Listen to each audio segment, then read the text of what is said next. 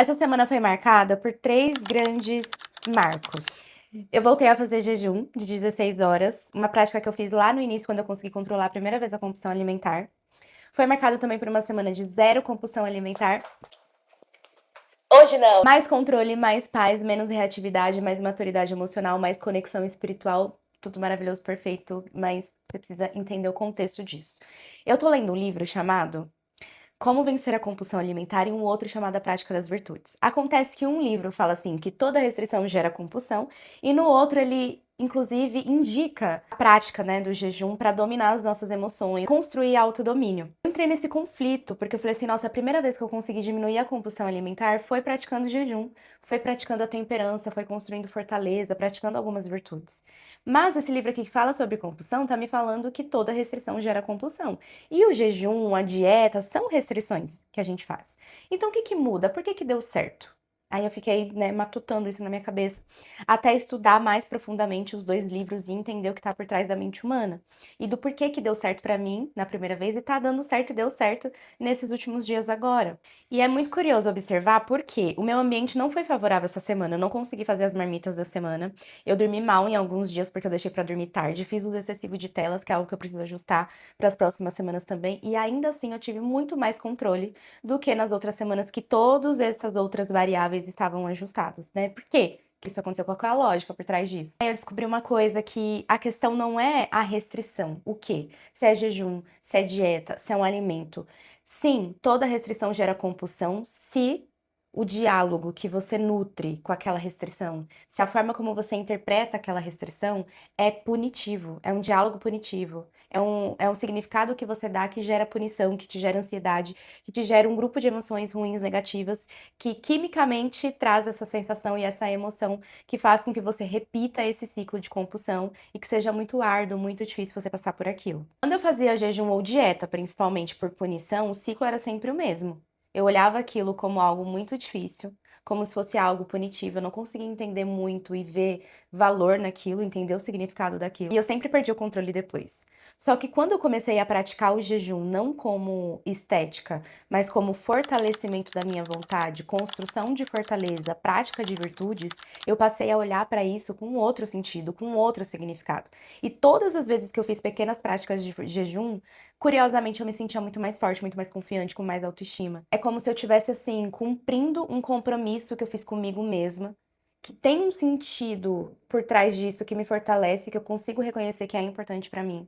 E cada vez que eu cumpro o que prometo pra mim mesmo, o meu potinho da autoestima, ele vai crescendo, ele vai aumentando. O cérebro, ele não entende qual emoção que você tá sentindo, se é tristeza, se é medo, se é raiva, ele entende como um grupo que gera um tipo de reação química. Esse grupo de emoção aqui que gera esse sentimento de punição, de escassez, de ansiedade, é o que vai te gerar a química que faz você repetir sempre o mesmo ciclo e você olhar isso como algo que é punitivo, como algo que é ruim. Por isso que a restrição acaba gerando mais compulsão quando você encara, interpreta e nutre esse diálogo mental dessa forma.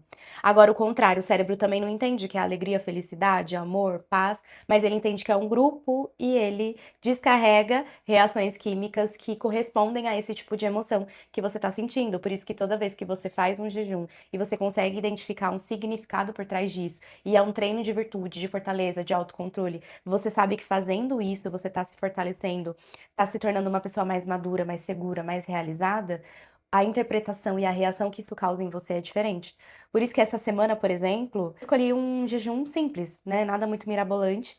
Então eu escolhi só pular uma refeição, ficar 16 horas em jejum, e durante essa janela eu me alimentei com muito mais controle do que como eu estava fazendo quando a regra era só a dieta. E eu alinhei isso com a minha nutricionista, é importante ressaltar isso aqui. E aí eu gostaria de reforçar algo aqui para vocês, que é a minha mensagem, né? Eu escolhi esse recorte da minha vida, essa luta contra a compulsão alimentar, essa mudança física, né, do meu corpo, para aplicar as ferramentas que eu acredito do método Identidade Virtuosa, que é maturidade, mentalidade e rotina funcional, porque é algo que está latente, que eu estou vivendo com muita verdade e que seria muito mais didático, mais prático trazer essas ferramentas sendo aplicadas nessa situação da minha vida.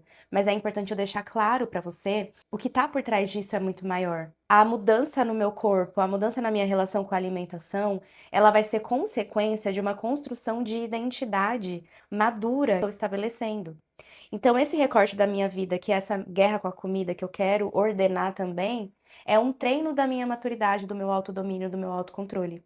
Porque o que eu defendo é que não adianta a gente mudar no externo ou fazer coisas o tempo inteiro se a gente não tem uma base que sustenta, que é a nossa identidade.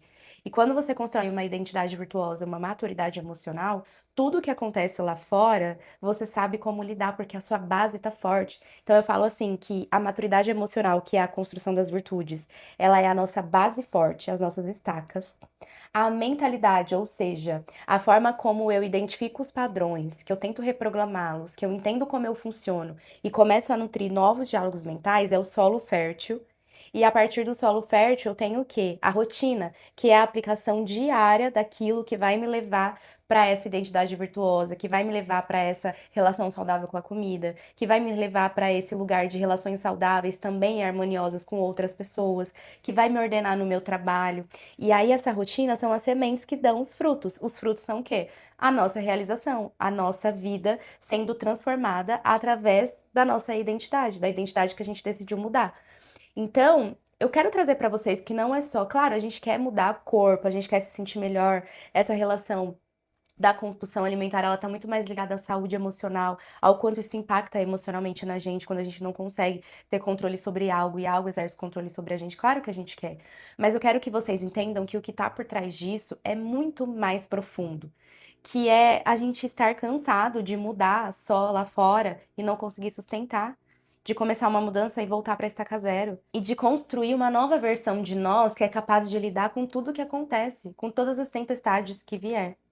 Ah, Letícia, então quer dizer que você já chegou nesse nível? Não, tô construindo isso ainda, mas hoje eu já tenho clareza das ferramentas, eu já sei como usar, eu já sei como voltar pro eixo. E o que eu defendo é essa construção de uma vida virtuosa. Você parar de se vitimizar, você sair da quarta camada, né, da personalidade. É você se colocar em pequenos sacrifícios. A vida vai exigir isso da gente e a gente só cresce quando a gente se sacrifica de alguma forma. Isso não quer dizer que você tem que escolher um jejum de 24 horas. Isso não quer dizer que você tem que fazer sempre o que é árduo, doloroso, tá? Isso quer dizer que você vai entender o que te desordena, o que não tá coerente com a vida que você quer construir, e por isso você decide tomar decisões maduras, que muitas vezes irão custar, mas que lá na frente vai valer. Então eu sempre falo e não esqueçam, é justo, né? É uma frase de Santa Teresa d'Ávila. É justo o que muito custe e o que muito vale. Custa, mas vale e vale muito mais do que custa. Vale a tua paz, a tua saúde emocional, você se tornar uma mulher segura, madura, realizada, você construir relacionamentos saudáveis porque você tá alimentando o seu corpo, sua mente, sua alma. Vale porque você vai se ver no espelho e você vai se sentir bem com você mesmo. Vale porque você vai fazer algo difícil e você vai se orgulhar de você e isso vai te fortalecer. Se fez sentido pra você, curta, compartilha. Marca aqui quais vídeos, quais temas você quer que traga pra vocês dos meus estudos. E se você quer me acompanhar diariamente, eu tô na Rede Vizinha, no TikTok, no Instagram. Se você quer aprofundar ainda mais esse relacionamento, assina minha newsletter. Beijo, até a próxima, a gente se fala.